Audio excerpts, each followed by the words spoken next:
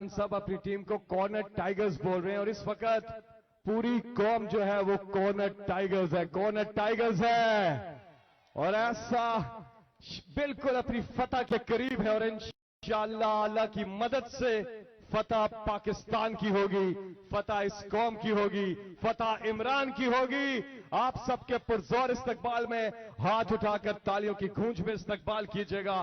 पाकिस्तान की आन, पाकिस्तान की जान, जनाब इमरान खान। बिस्मिल्लाहिर्रहमानिर्रहीम। इय्याका नअबुदु व इय्याका नस्तईन। मैं आप अपने कारकुनों को ज़मान पाक के जो मेरे रिश्तेदार वो भी आए हुए हैं, सब उनको जिन्होंने होस्ट किया अब तक, सारे पाकिस्तान से तहरीक इंसाफ के लोग आपके पास आए और आपने उनकी बड़ी मेहमान नवाजी की। और मैं जो भी आज मीडिया के ऊपर लोग देख रहे हैं मेरे पाकिस्तानी, मैं सबसे पहले एक बात कहना चाहता हूं ताकि अब आपको एक चीज वाज़ेह हो जाए कि ये हम सारी जो भी फैसल जावेद ने कहा कि हम बड़े करीब हैं जीतने के, या हम सारी कौम इस वक्त कॉर्नर टाइगर बनी हुई है और हम करना क्या चाहते हैं, हम किस मकसद पे पहुंच रहे हैं, हमने ये सारी जद्दोजहद क्यों कर रहे हैं। देखिए, एक कौम जब तक वो उधर इंसाफ नहीं होता वो आजाद नहीं होती।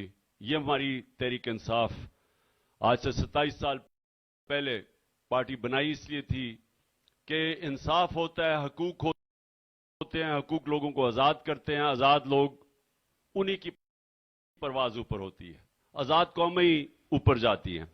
तो पाकिस्तान को अंग्रेजों से तो आजादी मिल गई, लेकिन जो यहां का निजाम, जो ताकतवर के लिए एक कानून और कमजोर के लिए दूसरा, ताकतवर कानून से ऊपर और कमजोर को इंसाफ ना मिले, इस कानून ने पाकिस्तान को गुलाम बनाया हुआ है।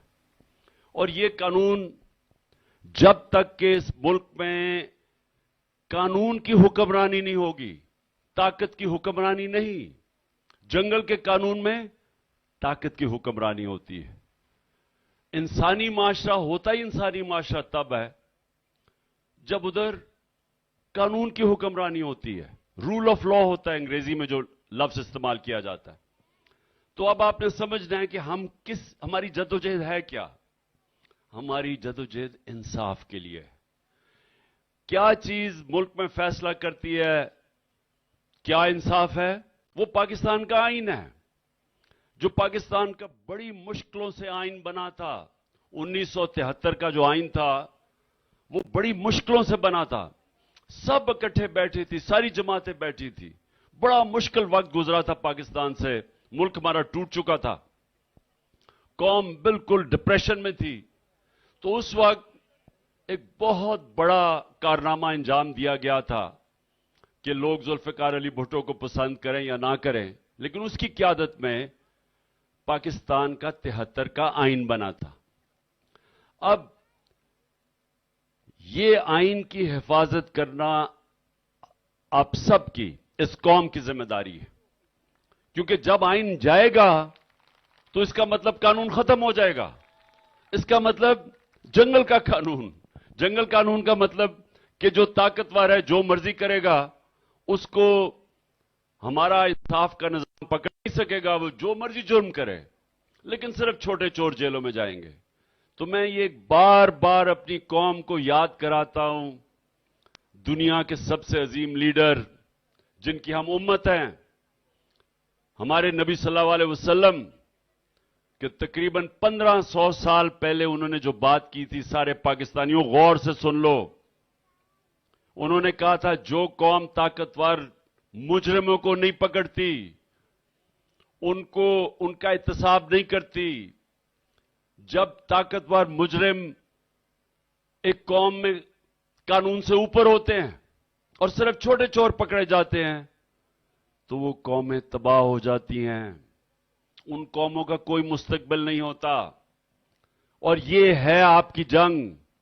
इस वक्त ताकतवर कानून से ऊपर हैं, चोरी करें तो एनआरओ, जो मर्जी जुल्म करें लोगों के ऊपर, कोई पकड़ता नहीं है। वो काली वीगो आपके घर में बाहर उतरे, लोगों को उठा के ले जाए, मार मूर के उनको तशद्दुद करके 3 दिन के बाद घर छोड़े, कोई पूछने वाला नहीं है।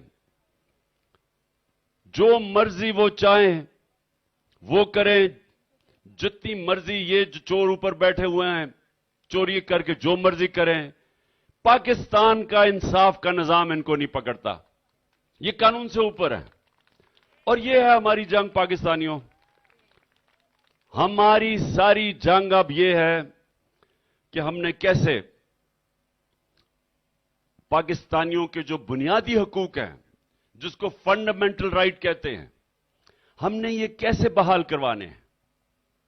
हमने कैसे अपने मुल्क में जो हमारा सबसे बड़ा बुनियादी फंडामेंटल राइट है, जिसको कहते हैं राइट टू वोट, ये सबसे, बाकी हमारे और भी हुकूक हैं, लेकिन जो बुनियादी हुकूक जिसके ऊपर एक माशरा, एक आजाद माशरा खड़ा होता है, वो होता है कि हर शहरी के पास हक होता है वोट दे के और अपने नुमाइंदों को इलेक्ट करे। वो अवाम फैसला करे कि किन लोगों ने हुकूमत करनी है मुल्क में। हमारी जो कॉन्स्टिट्यूशन है वो क्या कहती है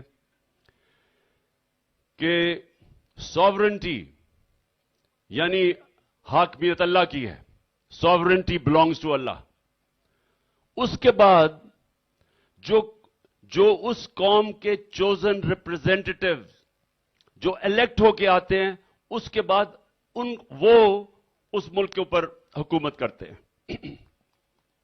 तो ये याद रख लें कि जब एक कौम आजाद होती है तो वो पहले मुंतखब करती है इलेक्शन, साफ और शफाफ इलेक्शन के जरिए कि ये हैं हमारे नुमाइंदे, और फिर उनको वो इजाजत देती है कि आपने इतनी मुद्दत तक हुकूमत करनी है, और अगर आपने अपने वादे पूरे किए तो हम आपको आगे मौका दे देंगे, लेकिन अगर ना किए तो हम आपको हटा के किसी और को ले आएंगे। ये होते हैं आजाद माशरे। अब हो क्या रहा है पाकिस्तान में, मैं ये आपको एक अभी थोड़ी देर में छोटी सी फिल्म दिखाऊंगा। हुआ क्या, इन्होंने रजीम चेंज करके एक बैरूनी साजिश को उनको शामिल किया साथ। Ex army chief general Bajwa ने ये शहबाज शरीफ के साथ और ये पीडीएम के लोगों के साथ मिलकर साजिश की, हमारे लोगों को खरीदा, जो हमारे साथ एलाइज थे उनको धकेल के तो दूसरी तरफ ले गए और हमारी गवर्नमेंट गिरा दी। जब वो गवर्नमेंट गिराई, जब जो गिरा रहे थे तो मैंने इलेक्शंस कह दिया। मैंने कहा इलेक्शंस कर लो, बजाय ये 25-25 करोड़ रुपया लोगों की जमीन खरीद के। ये जमहूरियत तो ना हुई ना, ये तो लोगों के नुमाइंदे नहीं हैं, ये तो पैसे के लालच से अपने जमीर बेच के आए हैं। तो इलेक्शन करवा लो, जो पब्लिक कहती है हमें कबूल है। लेकिन उस वक्त सुप्रीम कोर्ट ने सो मोटो एक्शन लिया और उन्होंने फैसला हमारे खिलाफ किया। और आपको हैरत होगी, यही जज साहिबान, इन्होंने ही फैसला हमारे खिलाफ किया, जो अब जिन्होंने फैसला किया कि अभी जो मौजूदा फैसला है कि 90 दिन में इलेक्शन होने चाहिए। तब यही पीडीएम के लोगों ने बड़ी तारीफें की जुडिशरी की और बड़ी उनकी तायद की फैसले की। आज वही जब फैसला उन्हीं ने उनके अगेंस्ट दिया है, उनके खिलाफ दिया है, तो आज ये कह रहे हैं कि बहुत बड़ा जुल्म हुआ जजेस की, उनको तो बुरा भला कहा, असेंबली में बुरा भला कहा, लेकिन उससे भी ज्यादा उनके घर वालों के ऊपर हर कीचड़ उछाला, उनके टेलीफोन टेप किए, वो टेपें चलाई, यानी जो माफिया हरकतें करता है। हमारी गवर्नमेंट गई थी, हम समझते थे कि वो फैसला ठीक नहीं हुआ, हम ये समझते थे कि इलेक्शन होना चाहिए। अवाम बजाय सिंध हाउस के अंदर मंडी लगी हो और लोगों को आप खरीद रहे हो भेड़ बकरियों की तरह, अवाम का मैंडेट आप जाया कर रहे हो, क्योंकि लोगों ने तो इनको वोट नहीं दी थी, हमारे टिकट पे जीते हुए थे। तो अगर इनको पार्टी से कोई शिकायत थी तो जाके रिजाइन करके इलेक्शन लड़ते, लेकिन ये पैसे लेके दूसरी तरफ चले गए और गवर्नमेंट गिर गई। तो असूलन ये एक जमहूरियत के अंदर तो इलेक्शन बेहतरीन तरीका था, बहरहाल नहीं हुआ। आप एक जगह देखें कि मैंने कभी सुप्रीम कोर्ट के जजेस की उनके खिलाफ जजमेंट के खिलाफ कोई बात की हो, आपको एक जगह एक मुझे मिसाल दे दें। हां, मुझे तकलीफ हुई कि रात के 12 बजे जब अदालतें खुल गई तो मैंने बड़ा अजीब, मैंने सोचा पता नहीं मैंने कितना बड़ा जुर्म किया है। लेकिन उसके अलावा मैंने कभी कुछ इनकी तनकीद नहीं की। अब ये सुने, हमने जब फैसला किया कि अपनी असेंबलीज, ये जो हमारी हुकूमतें थी पंजाब के अंदर और पख्तूनख्वा में, तो जब हमने फैसला किया कि हम अपनी हुकूमतें डिसॉल्व करेंगे, तो ये फैसला पहले तो किया क्यों? फैसला इसलिए किया कि हमें जो ये सेंटर में हुकूमत आ गई, ये हमें जो हमारे पैसे थे, जो फंड्स पख्तूनख्वा में जाने थे और जो पंजाब में आने थे, वो पूरे फंड्स नहीं दे रहे थे। खास तौर पे पख्तूनख्वा में जो कबायली इलाका था, उनको जब हमारे अंदर जम हुआ तो हमने उनके लिए डेवलपमेंट प्लान किए हुए थे, तो वहां उसके लिए उन्होंने पैसे काट दिए और फिर हमें मसले आने शुरू हो गए आहिस्ता आहिस्ता। इन्होंने जो सेहत कार्ड था, आपको पता है, अब सेहत कार्ड के जो इतना बड़ा, यानी दुनिया ने एक्नॉलेज किया था कि हमने ये जो 10 लाख रुपए लोगों को हेल्थ इंश्योरेंस दी थी हर खानदान को, इन्होंने अब वो भी बंद कर दिया पख्तूनख्वा में। तो हमने जब देखा कि हम अपनी गवर्नमेंट जो पूरा नहीं चला सकते, तो एक तो ये वजह थी कि हमने फैसला किया कि हम अवाम के पास वापस जाते हैं, क्योंकि हम मैंडेट नहीं पूरा कर सकते, क्योंकि जो पैसे आने हैं सेंटर से वो नहीं आ रहे थे। उसके बाद मैंने अपने सारे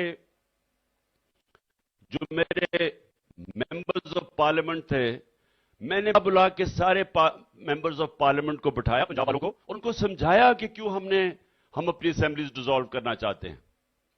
और जब हमारे 186 लोगों ने वोट दी, जब हमने वोट ऑफ कॉन्फिडेंस की परवेज इलाई के लिए, उसके बाद हमारे जितने भी सारों को पता था जो वोट डाल रहे हैं कि मैं उसके बाद असेंबलीज डिसॉल्व करूंगा। यानी उनको पता होते हुए, ये जो बाद में कहते हैं ना जी कि इमरान खान ने उन्हें पूछे बगैर कर दिया, ये सबको कंसेंसस लेके मैंने असेंबली डिसॉल्व की। लेकिन जो मैं चाहता हूं फैसल जरा ये अभी अब चलाएं, कि जब मैंने असेंबलीज डिसॉल्व करने जा रहा था, उससे पहले जब मैं कह रहा था कि इलेक्शंस करवाओ, क्योंकि इलेक्शंस ही पाकिस्तान का हल है, जब मैं लोगों को बार बार कह रहा था कि इलेक्शंस करवाए जाएं, ये पाकिस्तान का हल है, तो जरा अब ये देखें कि जो नून लीग के लीडर्स थे वो मुझे क्या कह रहे थे।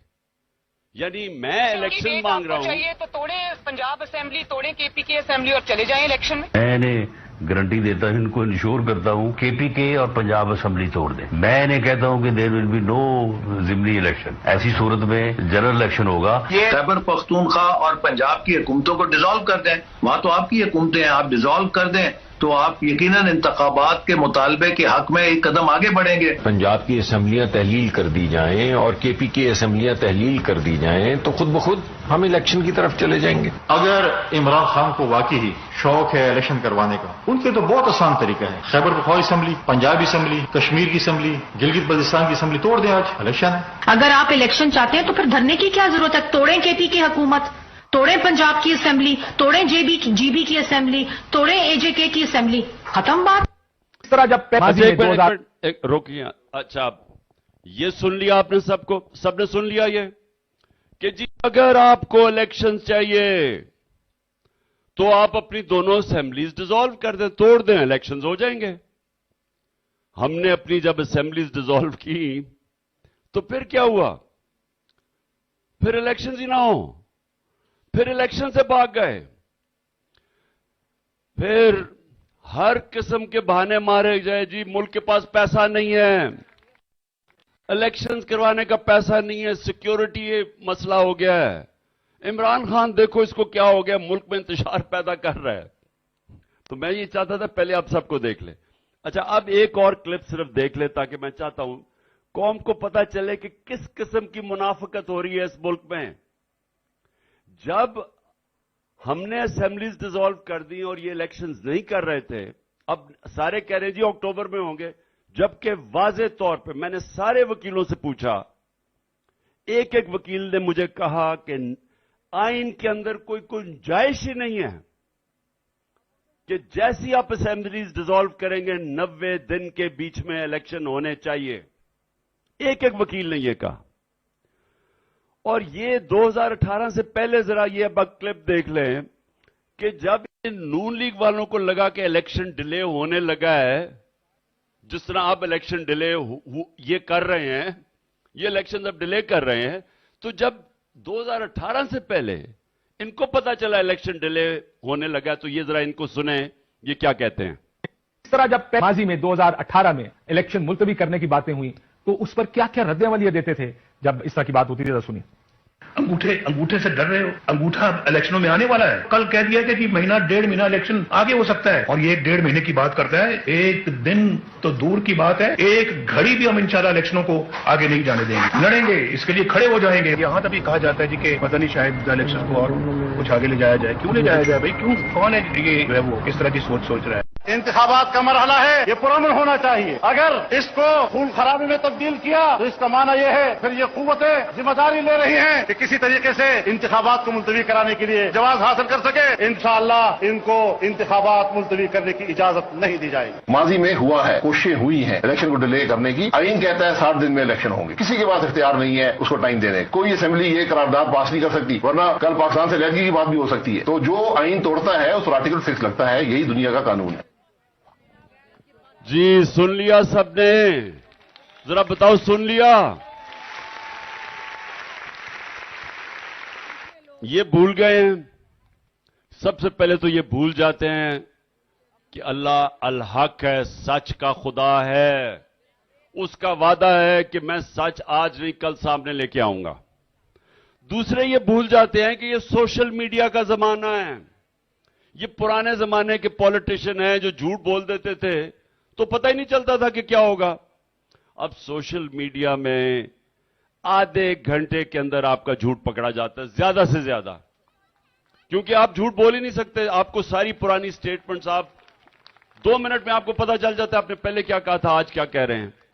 तो पहले तो इलेक्शन 1 मिनट नहीं, नवाज शरीफ कह रहा था डिले होगा, 90 दिन से 1 दिन नहीं आगे जाएगा। हकान अब्बासी कह रहे हैं 60 दिन से आगे आर्टिकल 6 लग जाएगा, यानी फांसी की सजा हो सकती है, आइन की तौहीन हो सकती है। तो मैं अब आप सबसे सवाल पूछता हूं कि अब क्या हुआ है? मैंने अपनी असेंबलीज डिसॉल्व की, 90 दिन हो चुके हैं, 90 दिन हो चुके हैं, इलेक्शंस नहीं हुए। और जो सुप्रीम कोर्ट ने आइन के मुताबिक जब कहा, चीफ जस्टिस ने जब आइन के मुताबिक डेट दी 14 मई की, तो असेंबलियों में कह रहे हैं कि इलेक्शन नहीं होगा। चीफ जस्टिस को बुरा भला कह रहे हैं। चीफ जस्टिस के ऊपर जिस तरह का उसके ऊपर उसका नाम बदनाम कर रहे हैं, उसके ऊपर कीचड़ उछाल रहे हैं, उसके घर वालों पे, मुझे यह बताएं कि क्या 90 दिन के अंदर इलेक्शन पाकिस्तान का आईन नहीं कहता? कहता है। किसी को सरसरी तौर पे भी पाकिस्तान के आईन का पता हो, आपको कोई वकील होने की जरूरत नहीं है, जज होने की जरूरत नहीं है। वाज़ेह पाकिस्तान का आईन कहता है कि जैसी असेंबली डिसॉल्व हो 90 दिन के बीच में इलेक्शन हो। 90 दिन गुजर गए हैं, इलेक्शन हो ही नहीं रहा।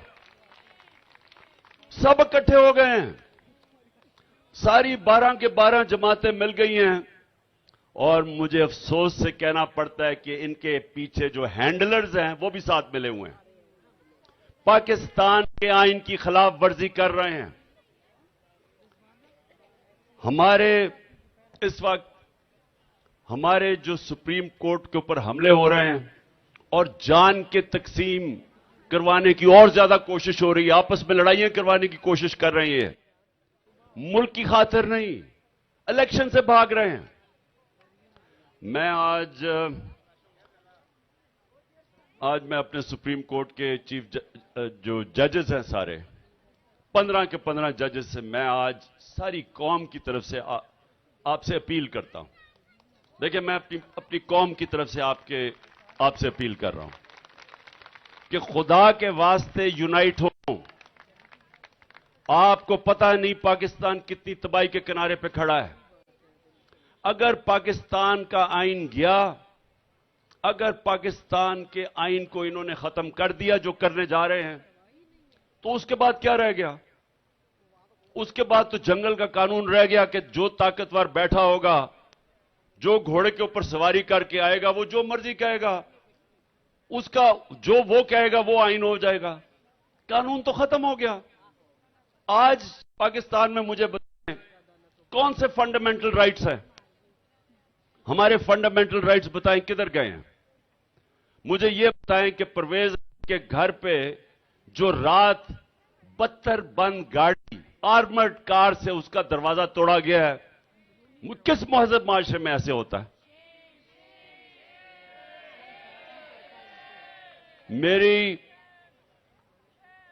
मेरी बीवी जब अकेली घर में, मैं गया हूं इस्लामाबाद, 40 पुलिस वालों ने 72 बंद गाड़ी से आके मेरा दरवाजा खोला और घर में जो मिला उसकी पिटाई की, उनको पकड़ के जेलों में ले गए, सब कुछ लूट के ले गए। किस कानून के तहत? मुझे बताएं दुनिया में किस जमहूरियत में, किस महजब माशरे में ऐसे होता है? मेरे घर पे जो 24 घंटे हजारों पुलिस वालों ने और रेंजर्स ने अटैक किया गैर कानूनी तौर पे, किस कानून के तहत? यानी किसने इनको इजाजत दी और क्यों इनको खौफ नहीं? क्यों इनको खौफ नहीं पाकिस्तान के इंसाफ के निजाम से कि इनका एहतसाब होगा? क्योंकि ताकतवर कानून से ऊपर है। ये जंगल का कानून है आज पाकिस्तान में। ताकतवर जो मर्जी चाहे करे, जिले शाह का कत्ल करे, तशद्दुद करे और केस हमारे पे कर दे उल्टा। और एक बेशर्म आईजी बैठ के सबके सामने दान निकाल के झूठ बोले कि जी एक्सीडेंट होके वो मर गया। 26 जगह के ऊपर उसके ऊपर तशद्दुद हुआ था। 26 जगह तशद्दुद हुआ।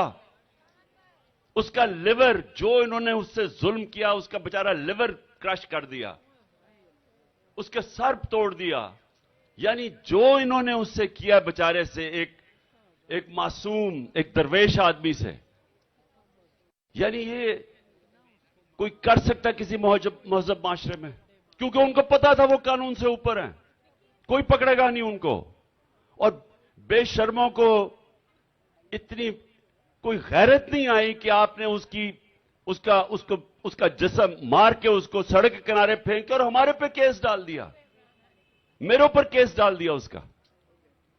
कौन से महजब माशरे में मैं अपने महजब जजेस, मैं आज 15 मेंबर सुप्रीम कोर्ट से पूछता हूं कि ये कौन से महजब माशरे में ऐसे होता है? हमारे लोगों को पकड़ा जाता है, उनको बेल मिलती है, उनके ऊपर और केसेस हो जाते हैं।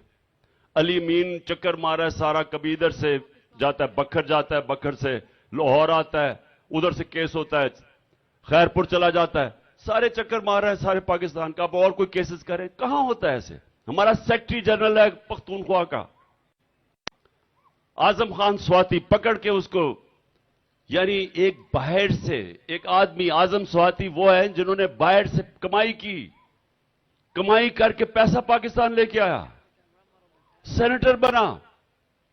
उसको सिर्फ उसने एक लिख दी लाइन कि शुक्रिया जनरल बाजवा जो आपने एनआरओ दिया इन चोरों को, उसके ऊपर तशद्दुद किया गया, उसके ऊपर नंगा करके एक उस उम्र के इंसान को जो इन्होंने किया है, कोई फिक्र नहीं है इनको, कोई किसी के ऊपर केस रजिस्टर नहीं हुआ। और वही किया इन्होंने शहबाज गिल से, जो बाहर से, एक बाहर से प्रोफेसर आता है, उसको पकड़ के तशद्दुद करते हैं। और उसको क्या दुनिया में मजाक उड़ाएगी अगर पता चले किस चीज के ऊपर उसके ऊपर तशद्दुद किया गया। और उसके भी केसेस, एक जगह खत्म होता है दूसरा केस होता है। और हमारे सोशल मीडिया के लोगों के ऊपर जो हुआ है, उनको उठा के अगवा करके ले जाते हैं, वीगो आती है उठा के ले जाती है लोगों को। कहां होता है ये? दुनिया में किधर ऐसे होता है? कौन सी जमहूरियत में होता है जिधर किसी महजब माशरे में जिधर लोगों के फंडामेंटल राइट्स प्रोटेक्ट होते हैं, किसी की जरूरत नहीं होती है करने की। 145 केसेस मेरे ऊपर हैं, 145 केसेस, 15 क्रिमिनल केसेस एक दिन में, 40 दहशतगर्दी के केस। आखिरी केस मेरे ऊपर क्या किया है? तौहीन डर्टी हैरी, यानी डर्टी हैरी की तौहीन करने का केस कर दिया है, गद्दारी का केस कर दिया है कि पाकिस्तान से गद्दारी कर दी है कि एक ऐसे आदमी जिसने जो जुल्म किया, तशद्दुद किया लोगों पे, जिसके हाथों पे खून है, जिसने मुझे कत्ल करने की कोशिश की, और उसको डर्टी हैरी कहने पे पाकिस्तान के ऊपर मैंने गद्दारी कर दी है, मेरे ऊपर गद्दारी का केस कर दिया। ये दुनिया में कहां होता है ऐसे? तो मैं अपने मुहज़्ज़ब सुप्रीम कोर्ट के जजेस, मैं 15 के 15 से बात करता हूं कि देखें, ये सारी कौम आपकी तरफ देख रही है, क्योंकि यहां कानून, हमारे लिए कोई कानून नहीं है, यहां कोई प्रोटेक्शन नहीं है। जो परवेज इलाही के घर पे रात किया, उनकी औरतों देखें, उनकी औरतें घर की औरतें थी। ये पाकिस्तान की, हमारा ये कल्चर है चादर और चार दीवारी का। मेरी बीवी अकेली बैठी है वहां, जिन्होंने जिस तरह लोगों को मारा उसके शीशे कमरे के बाहर। ये कहां होता है? ये मुझे कत्ल करने की कोशिश की इसी डर्टी हैरी ने वहां जुडिशल कॉम्प्लेक्स इस्लामाबाद में दूसरी दफा कोशिश की, इसने पूरी करवाई, और इस्लामाबाद का आईजी उसके साथ मिला हुआ था। किधर जाऊंगा? किधर से मुझे इंसाफ मिलेगा? किसको इंसाफ मिलेगा? अगर एक्स प्राइम मिनिस्टर को इंसाफ नहीं मिल सकता तो बाकी किसको मिलेगा? तो ये वक्त है, कौम आपकी तरफ देख रही है कि इस वक्त तो सबसे पहले तो आइन के साथ खड़े हों। आप सब जानते हैं कि 90 दिन के अंदर इलेक्शन होना चाहिए। मुझे इलेक्शन नहीं मिला, हमें ना यहां मिला है ना पख्तूनख्वा में मिला है। 90 दिन गुजर चुके हैं। ये केयरटेकर गवर्नमेंट, ये तो इलीगल है। आप इसकी कॉन्स्टिट्यूशनल, मुझे बताएं इसका क्या जवाब रह गया कि ये केयरटेकर गवर्नमेंट दोनों पख्तूनख्वा और यहां बैठी हुई हैं। इनके तो सब कुछ इलीगल है। ये तो इनके तो ऑर्डर्स इलीगल हो जाने चाहिए। अब आइन इनको कैसे परमिशन देता है? क्योंकि इनका काम था इलेक्शन करवाना, और ये केयरटेकर गवर्नमेंट, मुझे एक चीज बताएं कि इन्होंने इलेक्शन करवाने के लिए कोई एक कदम उठाया हो? सारी चीजें किए से इलेक्शन करवाने के अलावा कौन सी केयरटेकर गवर्नमेंट इस तरह का तशद्दुद करती है, घरें तोड़ती है, अटैक करवाती है पुलिस से। 3000 हमारे वर्कर्स पकड़ लिए, उनसे तशद्दुद किया जेलों के अंदर। कौन करता है? कभी पाकिस्तान की तारीख में सुना है? तो इनकी कौन सी अब आईनी हैसियत रह गई इन केयरटेकर गवर्नमेंट्स की? इनको क्यों ये काम कर रही हैं? अभी तक क्यों बैठी हुई हैं? कौन इनके पीछे है? कौन इनके पीछे इतनी बड़ी ताकतवर है कि ये सारा कुछ, हर किस्म का काम कर रहे हैं या गलत काम कर रहे हैं? कौन इनको बैक कर रहा है? ये सिर्फ हमें सुप्रीम कोर्ट हमारी मदद कर सकता है। और सुप्रीम कोर्ट से मैं फिर आपसे सारी कौम की तरफ से अपील करता हूं कि यूनाइट होने का टाइम है। अपनी ईगोज, इनको थोड़ा सा पीछे कर दें, अपनी जो जाती लड़ाई है। कौम इस वक्त उधर खड़ी हुई है कि लोगों का उम्मीद ही खत्म हो गई है पाकिस्तान से। 9 लाख लोग मुल्क छोड़ के चले गए हैं जब से ये चोर आए हैं ऊपर। इकॉनमी बैठ गई है पाकिस्तान की। पाकिस्तान की इकॉनमी बैठ गई है। पाकिस्तान के इदारे तबाह कर दिए हैं।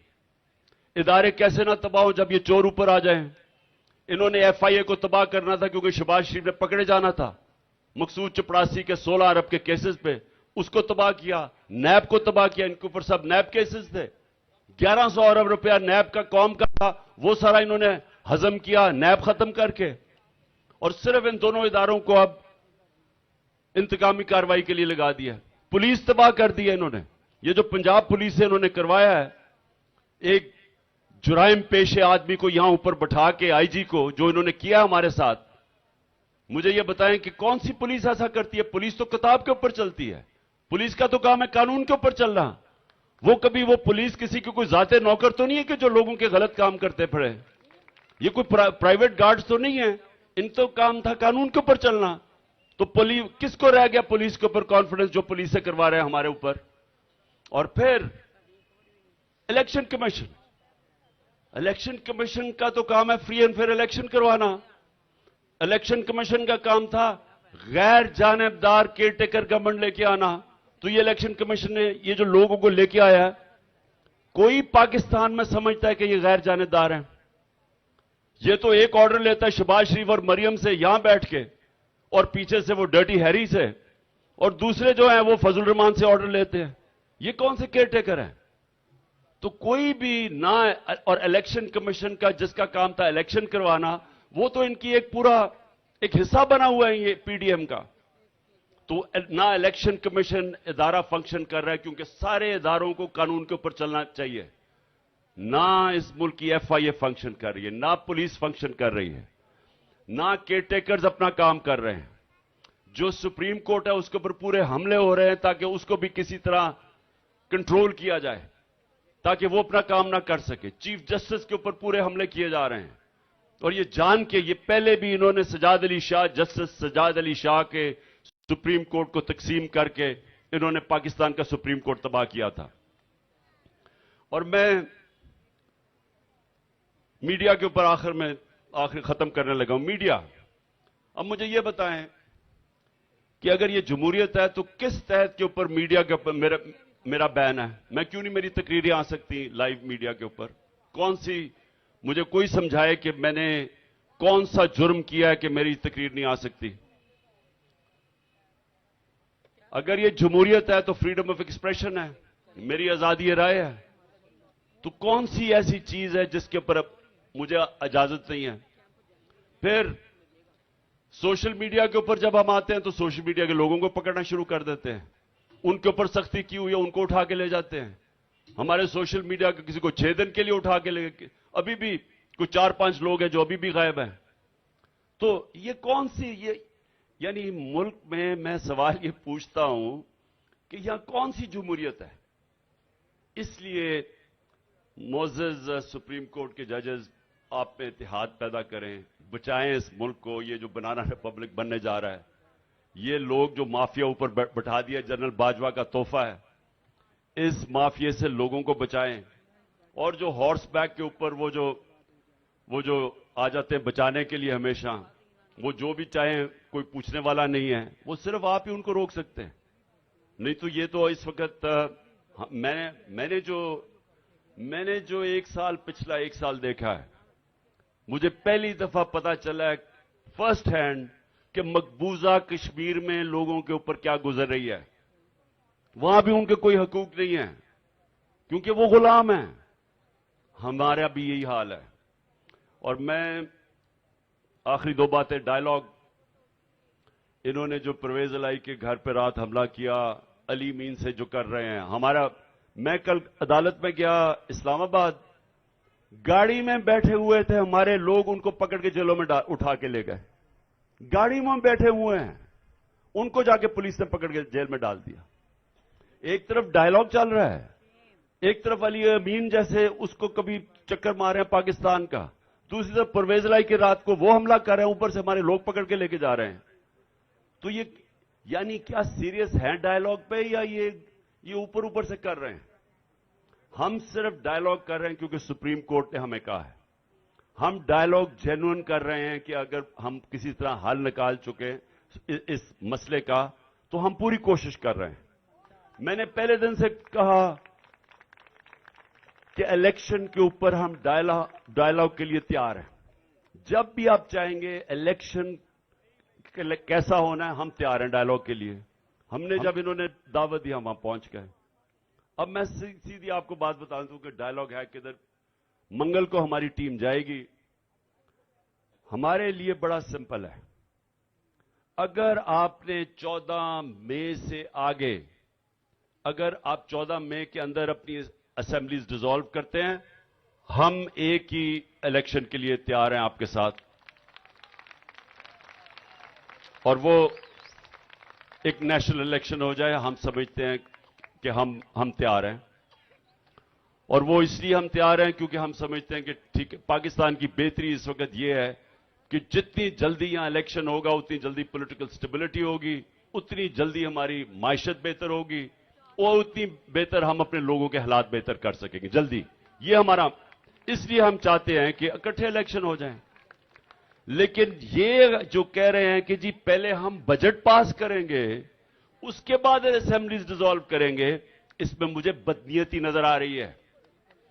बदनीयती क्या है कि बजट आप कैसे, अगर आपने बजट पास करना है तो इलेक्शन जीतें, 5 साल के लिए आपको मैंडेट मिले, फिर बजट बनाएं, फिर आप लोगों के पास जाएंगे जी मेरे पास 5 साल का मैंडेट है, मैं आप बजट बनाने के लिए तैयार हूं।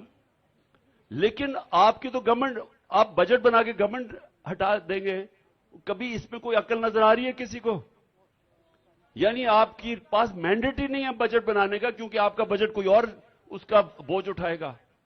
इसलिए जिसने भी बजट बनाना है उसको पहले इलेक्शन लड़ना चाहिए, इलेक्शन जीत के आना चाहिए, और वो ही असल बजट होगा, क्योंकि वो बजट पर सोच समझ के बताएगा कि उसे 5 साल अवाम का सामना करना पड़ना है, वो बजट बनाएगा। तो ये हमारे से बदनीयती ना करें, बजट के बाद हम असेंबलीज डिसॉल्व करेंगे, क्योंकि ये हमें कबूल नहीं है। 14 से पहले अगर आप असेंबलीज डिसॉल्व करने के लिए तैयार हैं तो हम भी ज्वाइंट इलेक्शन के लिए तैयार हैं। अगर आप नहीं हैं तो सुप्रीम कोर्ट कह बैठा है कि पंजाब का इलेक्शन 14 हो रहा है, और उसके बाद हम सीधी तरह सुप्रीम कोर्ट में जा रहे हैं दूसरे पख्तूनख्वा के इलेक्शन के लिए। तो हम फिर अपने 2 सूबों में इलेक्शन करवा लेंगे, क्योंकि सुप्रीम कोर्ट ने कहा है, आइन ये कहता है कि 90 दिन में होना चाहिए, ये हमारा राइट है, ये आइन भी कहता है।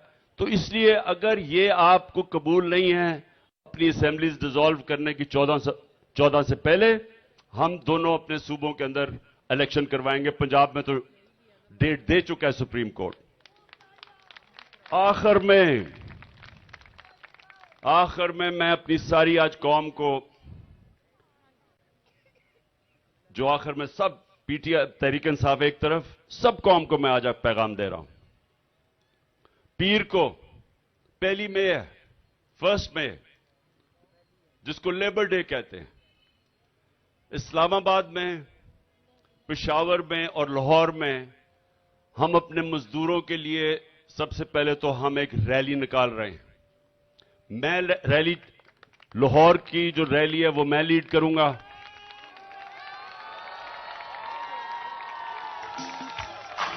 मजदूर भी हम इसके, दहकान भी हम इसके, मजदूर भी हम। लाहौर की जो रैली है वो लिबर्टी से मैं शुरू करूंगा, और वो हम पैदल की हमारी रैली होगी, और वो इंशाल्लाह हम नासिर बाग तक जाएंगे। और 1 बजे पीर को 1 बजे मैं वो लीड करूंगा। उसी तरह 1 बजे शाह महमूद कुरैशी इस्लामाबाद की रैली लीड करेंगे, और परवेज खटक पेशावर की रैली लीड करेंगे। इस रैली का दूसरा मकसद क्या है? आइन बचाओ, आइन बचाओ और पाकिस्तान बचाओ। आइन के लिए, उसके तहफ़्फ़ुज़ के लिए, अपने मुल्क की जमहूरियत के मुस्तकबिल के लिए, यह दूसरा हमारा पॉइंट होगा रैली का, कि हमने अपने मुल्क के आइन के लिए खड़े होना है। और सारी कौम को, मैं वकीलों को, खास तौर पे पाकिस्तान के वकला को मैं दावत दे रहा हूं कि आपने हमारे साथ मिलकर रैली में शिरकत करनी है।